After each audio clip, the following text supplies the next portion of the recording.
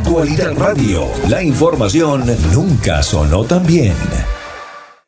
El abogado Nicolás Gutiérrez está con nosotros. Es una persona que ha dedicado gran parte de su vida profesional a perseguir a la dictadura cubana donde les duele, que es en el bolsillo, representando a personas acá en el exilio a las que el gobierno cubano le robó propiedades en la época en que Castro llegó al poder. Y está con nosotros, yo lo conozco desde hace mucho tiempo, es una persona extraordinariamente bien documentada y nos va a poner al tanto mucho de lo que ni Carlos y yo conocemos en el intríngulis. Tenemos más o menos nada más que el rábano por las hojas, pero Nicolás nos va a profundizar en la medida y el impacto que esto pudiera tener. Abogado, bienvenido, un placer tenerlo con nosotros en el programa, un gusto saludarle. Muchas gracias igualmente y es un honor estar aquí con ustedes de nuevo. Como dice Agustín, son ya muchas décadas de esta lucha juntos y me honra la amistad de Agustín y suya. Gracias. Y no, ustedes lo describieron muy bien, así mismo es. Lo raro, cómico, triste es que había gente aquí, gente muy instruida que insistía que Orbit era algo independiente, que no tenía que ver nada con las Fuerzas Armadas cubanas, etcétera, etcétera. Esto es una medida de sentido común. Esto emana el memorándum en el 2017, en su primer término, cuando el presidente Trump vino aquí a Miami y el Consejo de Seguridad Nacional, en ese momento con Mauricio Claver Carone, que está de nuevo en esta administración, pasaron una regulación que prohibía, o sea, algo no extraordinariamente complejo ni radical, algo de sentido común. Se prohibía que empresas americanas tuvieran ninguna relación comercial con empresas controladas por las Fuerzas Armadas cubanas. Y se hizo una lista detallada de todas las empresas controladas por las Fuerzas Armadas cubanas y periódicamente se añadían más entidades a esta lista.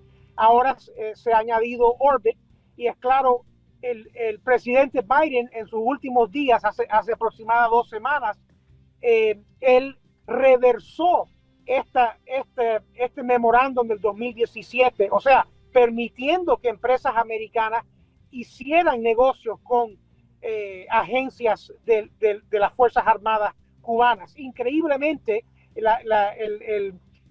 los que rodeaban a Biden al final, ya cuando no había mucho tiempo era más difícil escrutinizar esta decisión, hicieron esta decisión, en mi opinión, reflejando sus colores verdaderos, ¿verdad?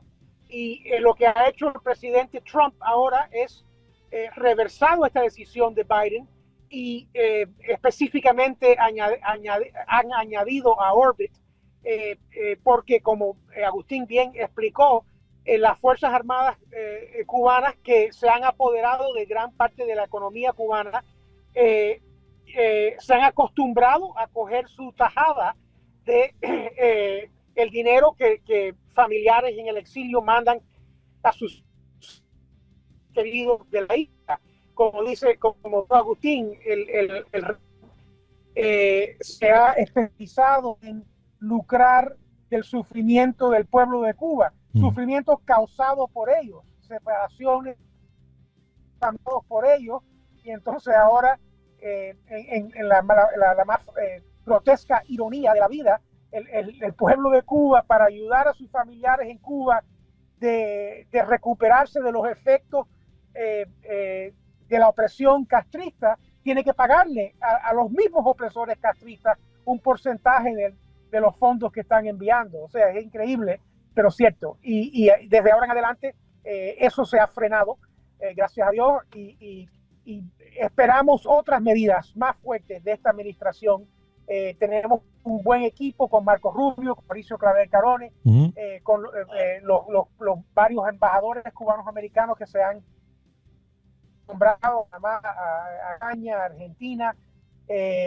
Tenemos gran esperanza. O sea, siempre tenemos que ser fiel a la libertad de Cuba y a los intereses del pueblo de Cuba, y lidiamos con la administración que sea, pero esta administración tiene un historial y unos antecedentes y un personal que debe de ser mucho más positivo para nosotros y tampoco son monolíticos. Hay gente dentro y fuera y alrededor de la administración que tienen nuestros mismos intereses y hay otros que tienen intereses diferentes y nosotros tenemos que estar seguros que fortalecemos e incentivamos a esos que tienen nuestros intereses iguales y que nos oponemos a ellos que tienen diferentes intereses que los nuestros para que la política de esta administración se siga desarrollando en una manera que favorezca la libertad del pueblo de Cuba. Y esperamos que es posible que no sean solo sanciones y contener la dictadura. La idea ahora es derrocar la dictadura y cómo mejor podemos hacer eso es lo que se está estudiando y lo que se está trabajando. Ahora, abogado, a mí me surgen, disculpe le interrumpí, pero me surgen dos dudas. La primera, ¿cómo alguien puede pensar que al hablar de Cuba estamos hablando de empresa independiente o de empresa privada, que en los regímenes comunistas no hay empresa privada ni independiente, todo lo controla el gobierno? Y todos sabemos que las empresas están bajo la sombrilla, bajo la umbrella militar, porque es la forma como la dictadura mantiene a los militares ocupados, corrompiéndose con este tipo de actividades. Eso por una parte. Por la otra, ¿pudiera eso entonces generar posiciones encontradas en el exilio cubano que dice que quitar el tema de las remesas, ponemos a nuestra familia a pasar trabajo en Cuba, que lo que viven es de lo que nosotros le podemos mandar?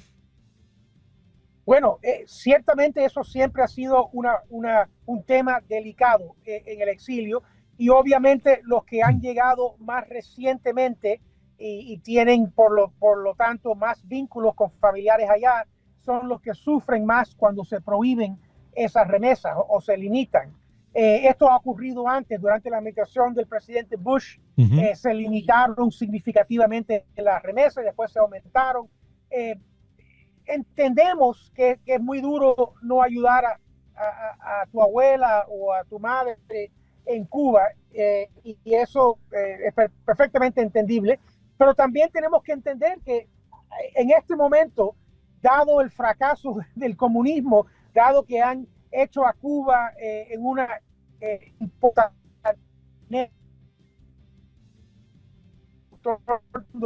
dado que han destruido todas las otras industrias, dado que el turismo desde la pandemia no se ha recuperado, principalmente porque la calidad de las instalaciones turísticas, aunque ellos han gastado un porcentaje desproporcional de sus pocos recursos en el turismo, sigue bajando. Nunca ha estado tan bajo como está ahora.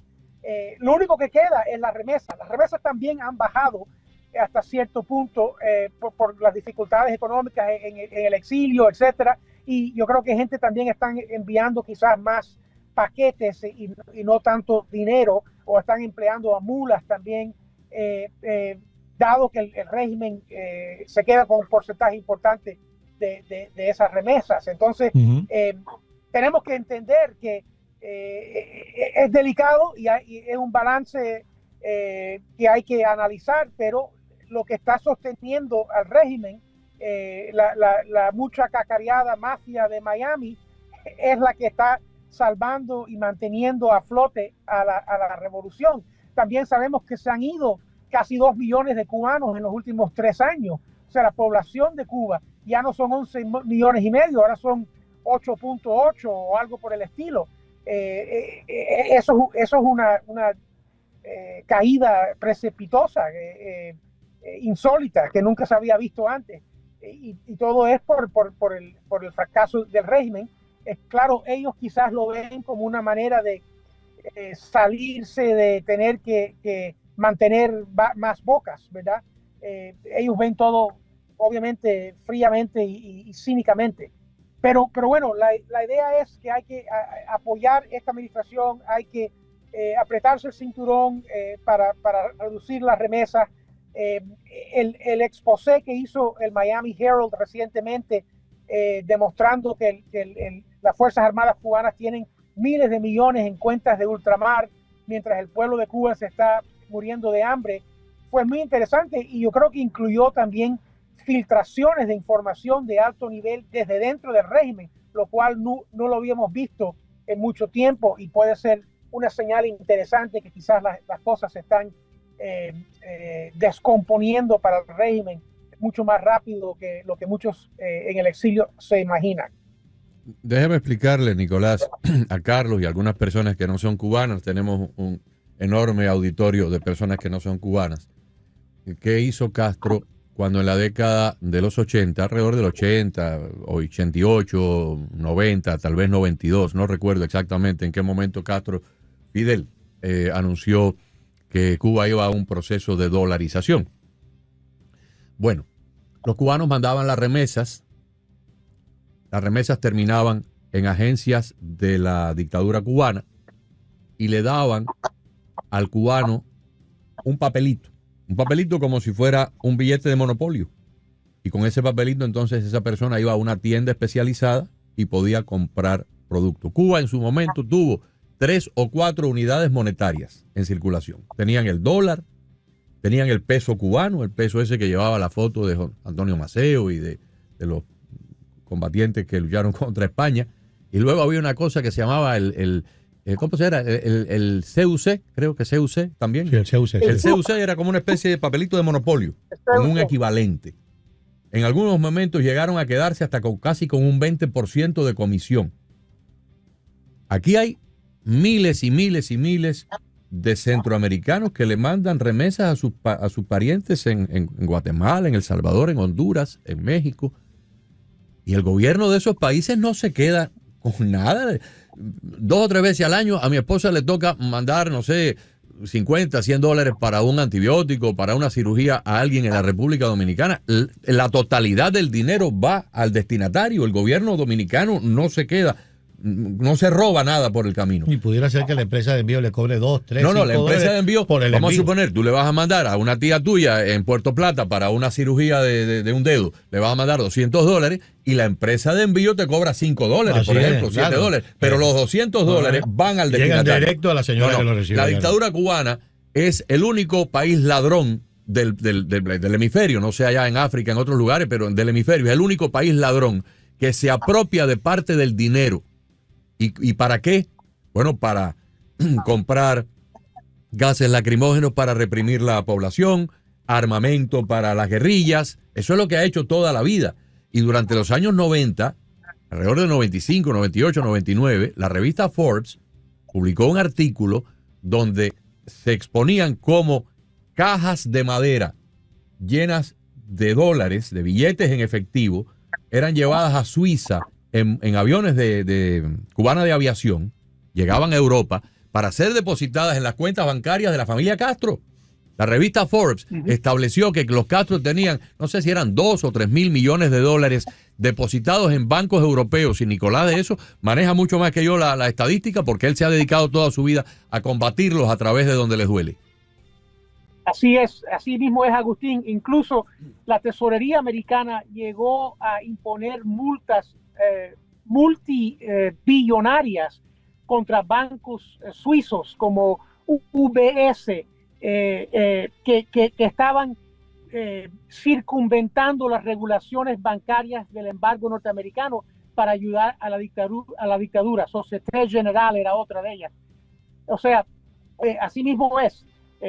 Y no nos debe sorprender. O sea, el régimen siempre se ha nutrido del robo desde el principio, cuando se robó las propiedades primero de los que estaban con el gobierno anterior, después de los americanos, después de los cubanos con más propiedades, después con los cubanos de medianas propiedades hasta las más pequeñas, los limpiabotas y los estantes de fruta, y a seguir